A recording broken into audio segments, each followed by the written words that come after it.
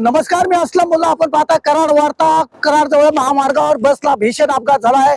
नाशिकच्या BP पाटील महाविद्यालयाची बस आहे. या बसला अपघात झालाय. आपण पाहताय की कशा प्रकारे महामार्गावरून ही जी बस आहे ती अशी वाठार जवळ सध्या कोसळलेली आहे. जवळजवळ 20 फुटावरून खाली ही बस कोसळलेली आहे. यामध्ये 51 विद्यार्थी असल्याची सध्या प्राथमिक माहिती मिळत आहे. चौघांची प्रकृती जी आहे ती चिंताजनक असल्याचे देखील सांगण्यात येत आहे. जखमींना कराडच्या कृष्णा रुग्णालयात दाखल करण्यात आलेलं आहे. 2 डिसेंबरला पहाटे 5:30च्या सुमारास कराड जवळ अपघात घडलेला आहे. मी अपघाताचे दृश्य तुम्हाला सध्या घटनास्थळावर दाखवतोय. हे नाशिकच्या BP पाटील महाविद्यालयाची बस आहे. या बसला कराड जवळ अपघात झालेला आहे. पहाटेच्या वेळी चालकाचा ताबा सुटल्यानंतर वाठार जवळ या बसला अपघात झालेला आहे. महामार्ग रुंदीकरणाचे काम सुरू आहे. कोणत्याच प्रकारचे संरक्षण कटले नसल्याने हा भीषण अपघात वाठार जवळ झालाय.